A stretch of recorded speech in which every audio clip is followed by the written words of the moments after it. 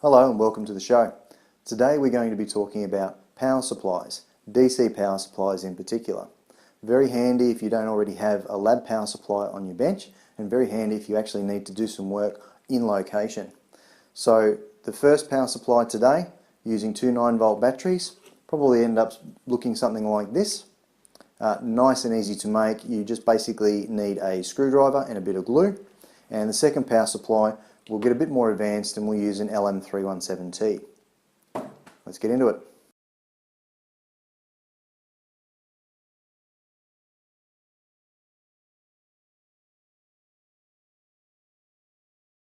So here's the first project that we've already put together. This one runs two 9-volt batteries wired in series to give 18 volts. The positive comes straight through this inline switch and then through the inline switch to this terminal block. So from 18 volts through the switch, and we've got the positive and the negative on the terminal block. The output comes from this terminal block to the input of the module, and this will take 6 to 28 volts input. The negative or the ground is connected to the ground of the terminal block and the ground of the device, and the positive from the device is connected to the positive over here on the output terminal block. And the negatives are tied together. So what we have, 18 volts through the switch, through the terminal block into the device, and anywhere from 3 to 15 volts out taken from this terminal block here. Turn on the device, get an LED light out to let you know that you've got power going through, and you can power a range of devices from 3 to 15 volts, up to about 2 amps, which is quite a decent amount of output from a module like this. One thing to take note of, there is a voltage drop. So what that means is that you can't get any more power out of the module than you're putting into it, and there is a drop to take into account. We're putting in 18 volts. There's around about a 3 volt drop, meaning that we can only get 15 volts out of this device, and that works out fairly well because it's rated at 15 volts output. If we were putting in the full 28 volts into this device, we could still only get 15 out. But if we put in 12 volts into this device, a 3 volt voltage drop would mean it didn't matter where we dialed this up to, you'd still only ever get about 9 volts out of the device. So 18 volts is a really good measure for this particular module. Okay, so I've got our module, our project here, hooked up to a multimeter. Got the multimeter set on volts and it's turned on. The dial here is set to 9 volts by eye, and we're actually getting about an 8.96 out on the multimeter. So that's nice and accurate. This, what I've noticed is that this pre-painted dial is quite accurate, so you can use this with confidence for a great range of projects. $40 module, available from JCar in Australia. So if we give this a wind all the way down to the 3 volt marking, 2.857 volts, again not too bad, and wind all the way through to the maximum voltage, indicated as 15, and we're getting 14.65. The possibility that we're actually a little bit shy of 15 volts is because these two 9 volt batteries, 18 volts like I said, 3 volt voltage drop takes us down to 15 volts, and I think these batteries are just a little bit tired, so we're getting a maximum of 14.65 volts out, but it's fairly constant. Okay, so what we have here in front of us are the raw building blocks, the parts that we're actually going to need to make our own version of the portable voltage supply that we talked about. In this variant, we just have a case exactly the same as the other case, about $5. 4 batteries instead of 2, so wire these in series, and we're talking potentially up to about 40 volts. So on a bad day they'll be 36 volts, 9 volt battery by 4. They're about $10. Each of these little battery holders around about $1 each, and the actual heart of the system will be an LM317T. Just get that close up here. This is in what's called a TO220 package, standard 3-pin, and this is the voltage regulator that we'll actually be using. This gives you anywhere from 1.2 through to about 37 volts output. The downside is there's about a 3 volt voltage drop, so if you're putting in 36 volts, the maximum you'll get out of this package is 33 volts. but that is still more than enough for what we want. Okay, these are between $3 and $4 depending on where you get them from. So all up, we're probably going to be building this package for less than $30, and this includes a $4.95 cheap little multimeter. Now this little multimeter here, it's the cheapest one I could find, but what we're going to use is we're going to use the display here to be able to give us the voltage out after we've dialed in using a potentiometer. Dialed in whatever voltage that we really want out of our device. This will tell us what voltage we've selected, because we don't have anything on this case other than this to tell us what voltage we're selecting before we go and plug something in and power it up. The advantage of doing this, if I wire this in with a momentary switch, and we'll show you how to do this, if I wire this in with a momentary switch, I can press the switch, get a readout on here of what voltage I've selected out of the device, let go of the switch, and I can actually use the multimeter as an emergency portable little multimeter for the project. So forget to carry one, don't have one with you, this might just get you out of trouble. One other option I did consider for this project is using something called a microview. I've got one here that I got from Kickstarter. These are a great little microcontroller with an OLED display already mounted on top of them. This would be able to easily tell us the voltage that we've selected, as well as give us the temperature inside the case if we decided to hook up a temperature sensor as well. Great little device, definitely be using this in a project in the future. The downside is we want to go this road to save a few dollars and learn a few techniques. This will definitely get you learning some new techniques, but the downside is the module itself is about $40. So we're replacing a $40 DC to DC converter that we did on this project with a $40 microview to tell us what's happening inside the case. I didn't want to follow that approach because it's just not bang for buck. So we'll use a $4.95 multimeter, just hack two of the terminals inside there to be able to give us access to the inputs, and we have the solution. Okay, what we're going to do here is we're actually going to crack open this multimeter and solder on a couple of wires to the two terminals here, and that's what you would normally use to measure voltage. So we want to be able to extract that and do this on a temporary basis. So we're going to take two pins out here, eventually solder that through our momentary switch, which I've got somewhere over there. So we'll wire this through our momentary switch, hold the switch in, which will actually be the same as having two probes mounted into the multimeter. So this and the couple of wires that we'll mount in here will actually replace the standard probes that the multimeter comes with.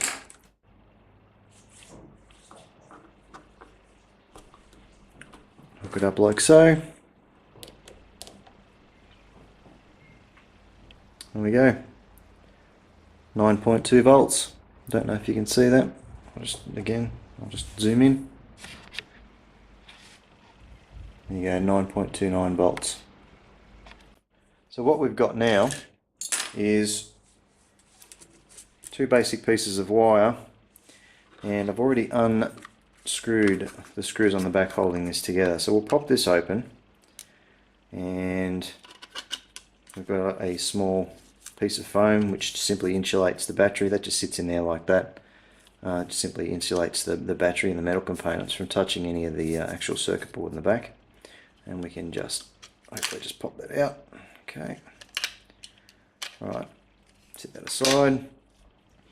Now if we had a look at our multimeter, this is, if we have a look at our multimeter, this is the standard connection that you would apply your red lead to, because we want to measure voltage, resistance and milliamps. So this is the connection, and this is the common ground, always marked as COM.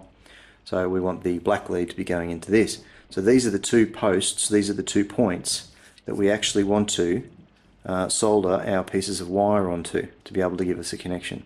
So I'll do that now. Okay, so I've got one soldered on there already. Just had to wait for the iron to heat up a little bit more. And as you can tell, I'm giving that a fairly hard pull and it's not moving, so I've got a reasonable solder joint happening there.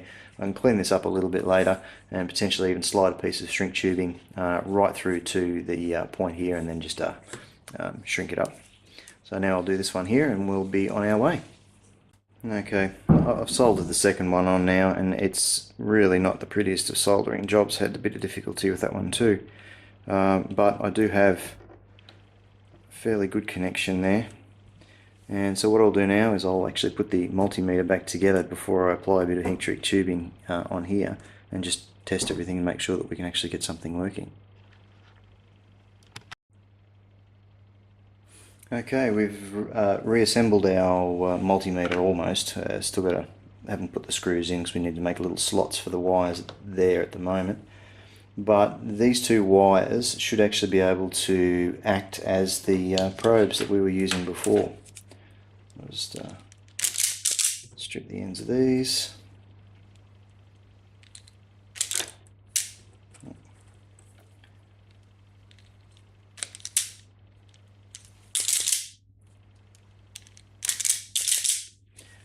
Okay, strip the ends of those.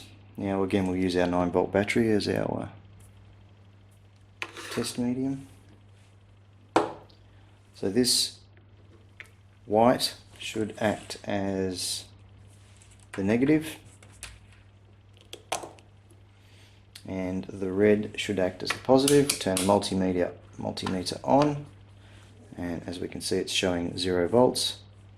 Connect the wires up. Oh, sorry. Connect the wires up. 0 volts.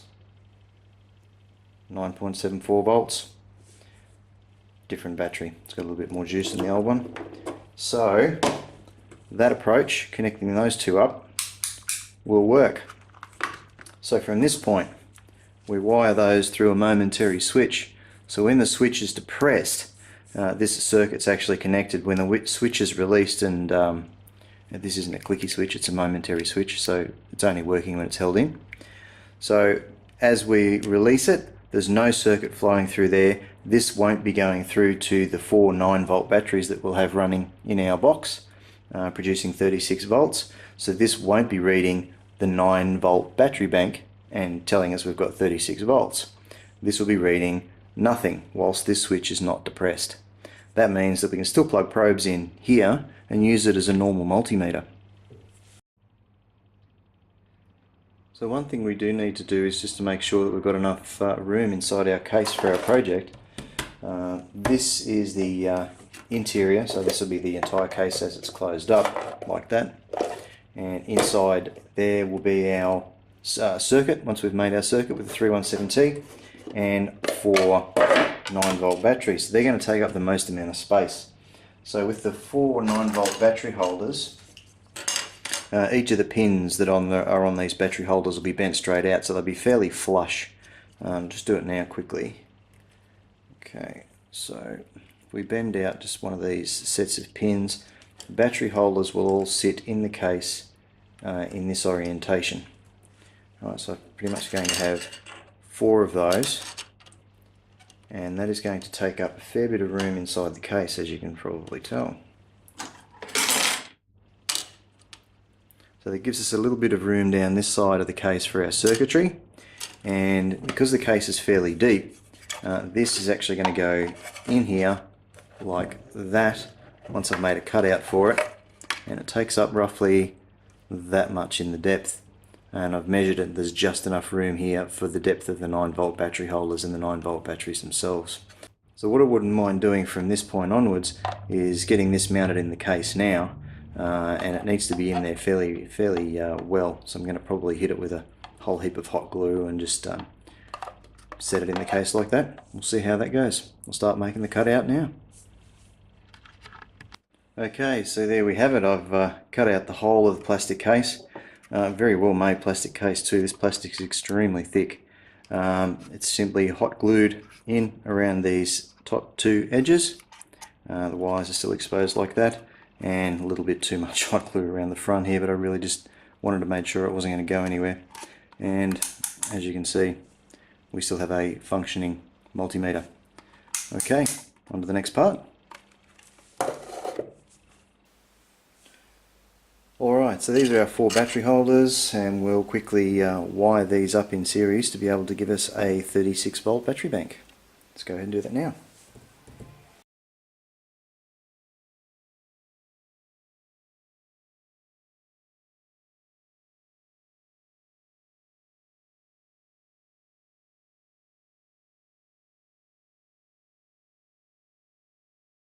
To wire these up in series, so positive and negative, positive and negative, what you basically need to do is join one positive and one negative and leave one positive and one negative exposed, which will be your main terminals giving you 18 volts.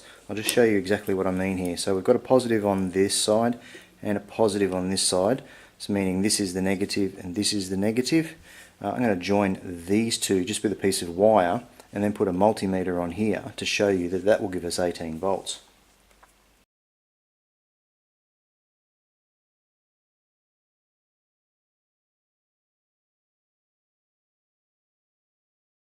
And what you will read on the multimeter is 19.33 volts. Okay, we've got our two 18 volt battery banks here now. So basically you just treat them like two 18 volts batteries, and we need to tie together one of the positives and one of the negatives. You simply take these two here, and this will be the positive of our 36 volt battery, and this will be the negative of our 36 volt battery. Okay, let's do that now.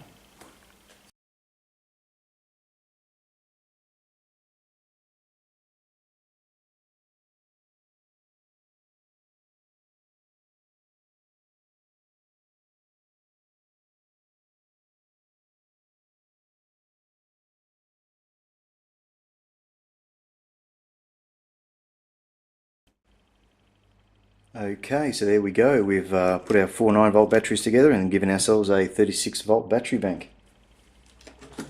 We'll put the multimeter over it one more time, just to make sure. Okay, there we go. Still getting 38.69 volts. Okay, just before we build our LM317T circuit, I thought I'd lay it out on the whiteboard here. It looks like a little hard to follow, but I'll walk you through it. So this will be our 40 volt battery bank that we've already built.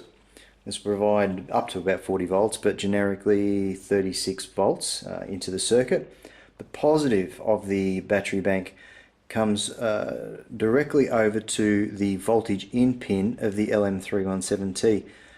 This is actually the pinout. This is not the way it's drawn when you look at a circuit diagram.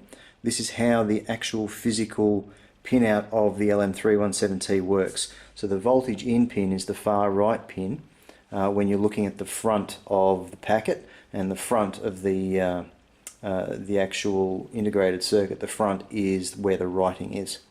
So voltage in, voltage out is the middle pin, and the adjustment pin is the pin on the right. Now what happens is you tie the two voltage out and adjustment pins so that on this voltage out mark you have a 200 ohm resistor and your variable resistor, and the variable resistor is the trim pot that we looked at earlier. That gets tied to the negative, and you take the voltage out and the negative common to power your device. So this will be anywhere from 1.2 volts through to about 30, with a 200 ohm resistor, probably about 30 volts output, which is close enough. It's what we would like. So 1.25 to about 30 volts, so maybe 1.275 with a 200 ohm resistor, won't go any lower than that, to 30 volts output. Let's actually have a look at the physical circuit on a breadboard, and this will make a lot more sense. Okay, so here is our circuit. As you can see on the right hand side here is the 36 volt battery bank, and I've got that coming through to the positive and the negative feeding the power rails on the breadboard. So from this point here, the positive leaves the breadboard, leaves the positive rail and connects to the positive of the LM317T over on this side here. So as you can see, it comes through to the very first pin. See if you can see the pin I'm talking about. There you go. So that connects to the very first pin of the LM317T. The 200 ohm resistor, this one's actually about a 280 ohm resistor. I've got to replace that. So the 200 ohm resistor, this thing just here, connects from the center pin, which is the voltage out pin, to the adjustment pin, which is the very left pin as we look at the front of the LM317T. That is then taken via this orange jumper lead over to the what we'll call the input of this large K trim pot, large 5000 ohm resistance trim pot, and turn the dial, and that's what gives you your variable voltage. So the middle pin of this trim pot is then connected back through to the common ground on the power rail. So voltage out is taken via this red lead here. So this and the common ground voltage rail are where you get your outputs from. And that'll give you, like I said, anywhere from 1.25 to about 30 plus volts. So there's two capacitors that still have to go onto this circuit, but we'll fix that up in a minute. For right now, let's just quickly demonstrate how this circuit might work. I'll hook up the multimeter and we'll go from there. So now I hook up the battery bank, and we're reading 22.85 volts out, and this is the adjustment. So this will be on the outside of the case once the actual case and the rest of the project's finished off. So wind this down, and as you can see, we get a great range of voltages that are available, right down to about 1.256 volts, and wind it all the way up, and we stop at around about that 22 volt mark. The reason we're not getting the full range of voltages is because of this resistor. This particular resistor here is at the wrong value. We've got to put a different value resistor in there before we finally wire up the circuit.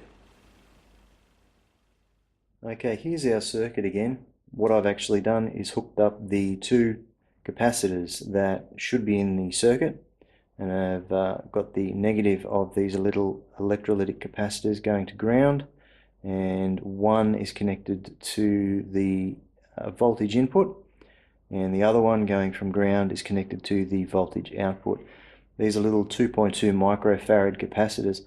The important thing about these capacitors is that they are rated at a higher voltage than the output of the total circuit. So if we're putting out a potential of 40 volts, these need to be higher, and these are 63 volt rated electrolytic capacitors. So that's important. Don't put 16 volt or 24 volt capacitors in there.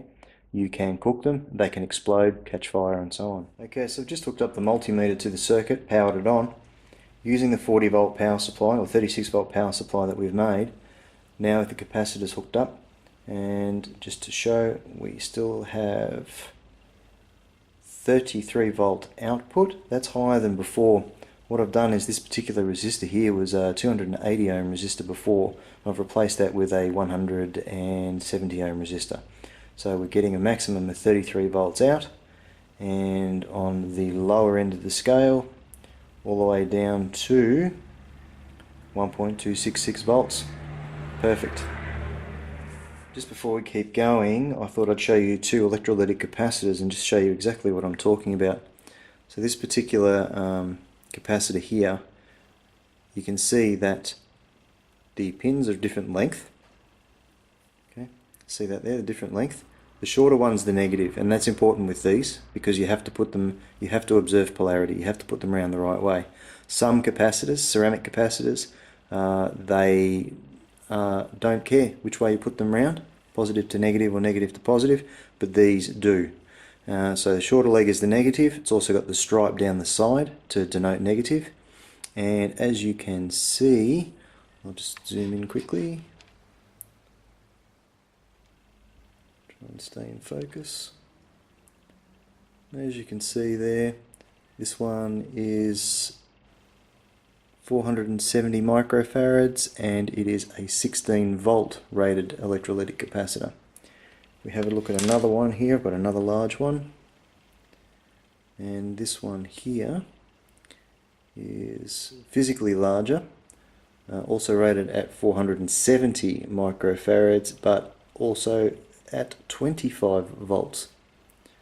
So you really do need to make sure that you read the markings on these, because size doesn't mean anything, and the polarity is all important and the voltage is all important. Okay, so what I've got here, I have the case that we've prepared earlier with the multimeter already wired in. I've taken the wires from the bottom of the multimeter that we've wired to these posts and wired it through this momentary switch and into the 36 volt battery bank that we've already made. I just wanted to show you that with the multimeter set at 200, can't leave it set at 20. This is not an auto ranging multimeter. It'll only read up to 20 volts. Anything under that throws an error. Anything over that throws an error. So we have to move it to the next setting, which is 200. Depress the switch, hold it in, and as you can see, the multimeter is reading 38.8 volts. Let go of the switch, back down to 0, and we can use the posts like normal. So what I've done here is finished off the 9 volt battery bank, giving us 36 volts. This is now hot glued in, so it's fairly secure. And I've got 2 leads, one for the positive, one for the negative, and I've got a little auto terminal on the end of that, and I'll show you why in a minute. So that's pretty much finished off. It's ready to put in the case and close up. And this is the actual circuit that I've transported from the breadboard. So what we've got here, this is the LM317T. I've put a heatsink on it. These can get quite hot because they're only a linear voltage regulator, not a switch mode one. So they do get quite hot. So this heatsink is the minimum that I'd probably do. I might need to actually replace this with a larger heatsink, or perhaps even change this to a switch mode voltage regulator in the future if I keep using the module. So I've got the 2 capacitors on there, a little resistor, and the 5K resistor here, the trim pot. So on the back, not the world's greatest soldering job, but not too bad.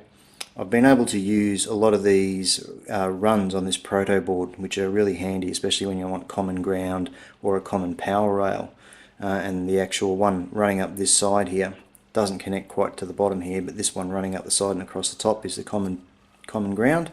So I've got the 2 capacitors touching here, and I've got the output of this trim pot swinging over and also touching the common ground rail here. And this is where the rest of the devices, the rest of the components are soldered through. Soldering job not too bad. I do have to change the soldering iron. I think I'm not getting quite enough heat, and as a result of having to hold it on there for quite a bit longer. Some of these solder joints look terrible, but under the microscope they're all pretty clean and not too bad. Anyway, I won't go any further into that. Yes, so this is now mounted on a little circuit board, and I'm ready to put this in the case. Put this in the case, connect a couple of other things up, and we're away. So this is the final project all assembled. So let me just take you through what's finally been done. Multimeter, as you already knew, I've put a terminal block here just to be able to connect something to the external, so that's to the power supply itself. And it's just a bit of hot glue in there holding that in place, but it's also cut in through the case. The 2 probe equivalents coming out of the multimeter are running into the positive and the negative of this terminal block, and the positive and the negative of the terminal block are basically taking their power from our circuit board that we've already made. That's now mounted inside the case here. Still got the heatsink on the LM317T, and I've soldered in and mounted a switch inside the case to be able to turn the device on and off. It never actually had an on and off button before. and that's where I've used those auto terminals coming from the power supply of the battery bank that I showed you before. So if we turn this over, as you can see, wrangle these wires. So the final product will be, once I put the screws in, pretty much this here, and the terminal block is the output down here, and I'll mark that as positive and negative in a minute. So switch, power on. We can test the output voltage by holding in the button. As you can see, the multimeter is currently, or the entire power supply is currently dialed up to 29.3 volts, and we let's make sure you can see that, and we just turn our trim pot. That's the maximum that we can get, 33.3 volts, and we can dial all the way down to 1.25 volts. 1.2 doesn't have the resolution. So there we go. Let go of the button. Obviously no power actually going through the multimeter anymore, and we can use these posts to use the multimeter like you normally would. So hold the button in, read your voltage, connect what you want to the output terminal block down here, and away you go. Obviously cancel the power, and there is nothing for the multimeter to read because there's no power going through the device. So here's the final product. This is our portable DC power supply, 1.25 volts through to, in this instance, 33 volts. Here's our multimeter. I've got the probes hooked up to the output of our power supply here, and I'll turn it on. So the multimeter is telling us we've got 17.69 volts, and if I use the internal multimeter, hit the button, yep, 17.7, 17.8 volts. A little bit of a difference between the two. I trust this one far more than this one, but for just getting an idea of the voltage, there's nothing wrong with that. So hold the button down, dial up a different voltage.